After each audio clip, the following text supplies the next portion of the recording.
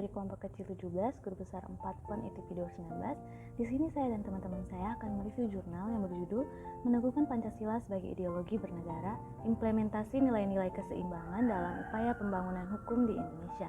Resolusi volume 1 nomor 1 Juni 2018. Jurnal ini ditulis oleh Muhammad Chairul Huda. Dia mengambil program studi tata negara di IAIN Salatiga. Nanti teman saya akan menjelaskan latar belakang masalah. Lalu di sini saya akan membahas tentang latar belakang masalah. Kami mengambil dari jurnal yang ditulis oleh Chairul Huda, di mana dibahas tentang bagaimana merosotnya pengertian masyarakat tentang ideologi negara kita itu Pancasila. Diperkuat juga dengan survei yang dilakukan oleh Kompas Harian, di mana sebanyak 48% responden berumur 17-29 tahun tidak bisa menyebutkan Pancasila dengan benar dan sesuai urutan. Lalu yang berumur 30-45 tahun, sebanyak 42 respondennya tidak bisa menyebutkan sila Pancasila. Lalu yang 60% itu berumur 46 tahun ke atas, mereka tidak bisa menyebutkan sila Pancasila secara benar. Dari survei yang sudah kita baca tadi, bisa terlihat bahwa Pancasila sebagai ideologi negara kita diterima masyarakat hanya take it for granted atau diambil begitu saja tapi tidak dipahami oleh masyarakatnya. Perkenalkan, nama saya Franz Victor Katikalawan. Di saat ini saya akan menjelaskan tentang lahirnya Pancasila. Pancasila berasal dari bahasa Sanskerta, yaitu panca yang artinya 5 dan sila yang artinya asas atau dasar. Jadi Pancasila artinya 5 asas atau 5 dasar. Pancasila pada era modern pertama kali lahir pada saat pemberian janji kemerdekaan oleh Perdana Menteri Jepang, yaitu Kuniaki Koiso pada tanggal 7 September 1944. Maka dibentuklah sebuah badan kepengurusan yang dalam bahasa Jepangnya Dokuritsu Junbi Josakai atau Badan Penyelidik Usaha-Usaha Kemerdekaan Indonesia atau BPUPKI pada tanggal 29 April 1945 yang diketuai oleh Dr. KRT Rajiman Widyo Diningrat. BPUPKI beranggotakan 64 orang, di mana terdiri dari 57 orang Indonesia dan 7 orang lainnya adalah orang Jepang. BPUPKI mengadakan sidang pertama pada tanggal 29 sampai 31 Mei 1945, yang dimana dalam sidang tersebut membahas tentang gagasan dan dasar negara Indonesia. Maka dalam sidang tersebut ada 3 orang yang mengemukakan pendapatnya tentang gagasan dasar negara, yaitu Dr. Supomo, Muhammad Yamin, dan Insinyur Soekarno. Saya akan lanjutkan. Jadi sebenarnya rumusan Pancasila sudah diusulkan oleh Panitia 9, namun mendapat penolakan dari utusan Indonesia bagian timur karena menyangkut sila pertama yang berbunyi dengan kewajiban menjalankan syariat Islam bagi pemeluk-pemeluknya digantikan dengan Yang Maha Esa. Dengan preambul atau pembukaan UUD 1945 yang diterima pada tanggal 18 Agustus 1945, dengan demikian Pancasila pun sah menjadi dasar negara kita. Di sini saya akan menjelaskan tentang Pancasila sebagai sumber filsafat dari bangsa dan negara Indonesia. Seperti yang kita ketahui bersama bahwa setiap negara pasti mempunyai dasar filsafatnya masing-masing. Nah, apa itu filsafat? Filsafat adalah pemikiran dalam usaha untuk mencari kebijakan dan kebenaran yang sedalam-dalamnya, dilakukan secara teratur dan menyeluruh. Nah, lalu mengapa Pancasila dijadikan sebagai sumber filsafat bagi negara Indonesia? Itu karena Pancasila itu punya sistem nilai yang cukup sistematis, di mana setiap sila itu merupakan suatu kesatuan yang bulat, yang utuh, hierarkis, dan terstruktur. Hal ini berarti setiap sila dalam Pancasila itu tidak dapat dipisahkan satu dengan yang lain, tidak dapat diotak-atik atau diganti dengan sila-sila yang lain atau diubah urutannya begitu, karena akan menyebabkan kekacauan yang akan terjadi. Lalu aspek kehidupan kemasyarakatan, kebangsaan, dan kenegaraan wajib mendasarkan pada 5 nilai ini, yaitu nilai ketuhanan, nilai kemanusiaan, nilai persatuan, nilai kerakyatan, dan juga nilai keadilan. Nah, yang menarik dalam jurnal ini menurut saya adalah adanya ungkapan dari Muhammad Hatta, yaitu sila pertama, ketuhanan yang Maha Esa merupakan prinsip pembimbing bagi cita-cita kenegaraan di Indonesia.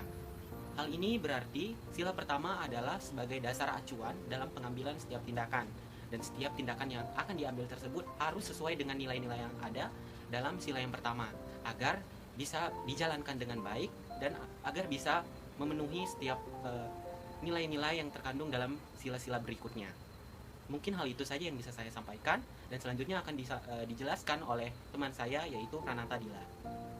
Kali ini saya akan menjelaskan mengenai Pancasila sebagai sumber falsafah bangsa Indonesia.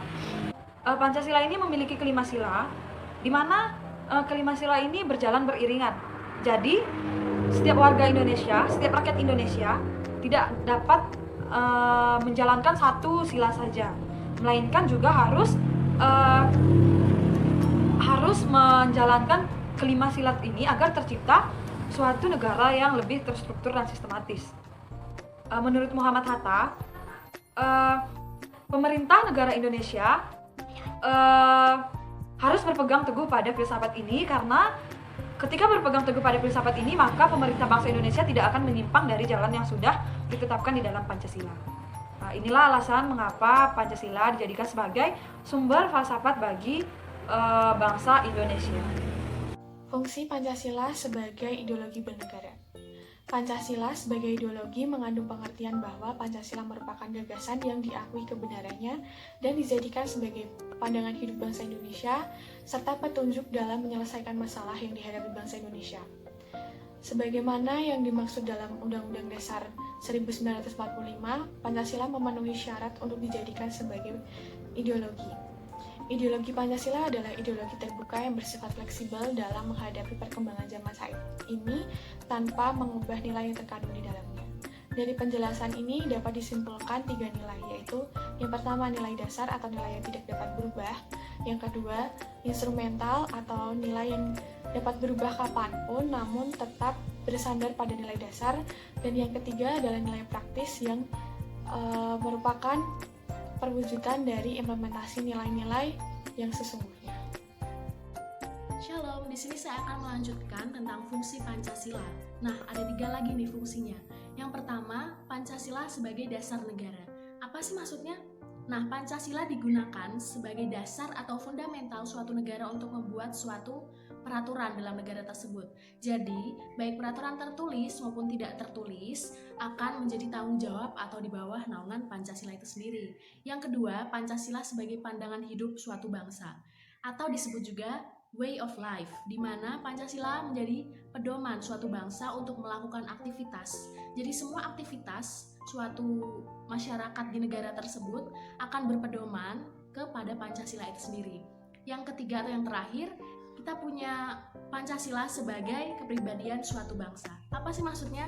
Nah, di sini sama halnya seperti bendera merah putih yang menjadi ciri khas bangsa Indonesia, Pancasila juga merupakan ciri khas bangsa Indonesia yang tercermin dari sikap, tingkah laku, dan perbuatan yang senantiasa selaras dan serasi serta seimbang dengan nilai-nilai Pancasila itu sendiri. Selanjutnya kita membahas mengenai nilai-nilai keseimbangan hukum menurut perspektif Pancasila. Di jurnal ini ditulis bahwa hukum pasti memiliki sasaran yang ingin dicapai. Penulis memakai pandangan Jeremy Bentham yang mengatakan bahwa tujuan hukum adalah untuk mencapai keadilan, kemanfaatan, dan kepastian hukum. Di Indonesia memiliki sistem hukum yang harus ditaati oleh setiap individu tanpa terkecuali. Hal ini berdasarkan pada UUD 1945 pasal 1 ayat 3 yang mengatakan bahwa negara Indonesia adalah negara hukum. Penulis mencoba menjelaskan bahwa setiap hukum yang dibuat di Indonesia harus mengandung atau berdasarkan pada nilai-nilai Pancasila. Mengapa? Penulis di sini mengatakan bahwa pada hakikatnya Pancasila adalah tonggak pemersatu negara, juga sebagai dasar negara dan juga dasar ideologi ataupun dasar falsafah negara. Sehingga dapat diasumsikan bahwa Pancasila merupakan dasar rasional untuk pembentukan suatu hukum di negara Indonesia. Nah, kami setuju dengan tulisan ini karena berdasarkan pasal 2 UU 12/2011 dikatakan bahwa Pancasila adalah sumber segala sumber hukum negara Indonesia. Nah, hal ini sudah tercantum pada pembukaan UUD 1945 pada alinea keempat yang menuliskan setiap sila-sila Pancasila itu. Nah, dan Pancasila mengandung dimensi normalitas, sehingga tentu hukum yang berdasarkan Pancasila pasti memiliki norma atau dasar yang jelas untuk dibawa kemana hukum tersebut dalam kehidupan bangsa Indonesia. Berdasarkan jurnal yang ditulis oleh M. Chairul Huda, dapat diambil kesimpulan bahwa penulis cukup berhasil untuk mencoba memberi kita pemahaman mengenai Pancasila. Bahwa di masa sekarang ini sudah seharusnya Pancasila dihidupi dan juga dilaksanakan, bukan cuma dihafalkan, tetapi menjadi energi untuk mempersatukan seluruh bangsa.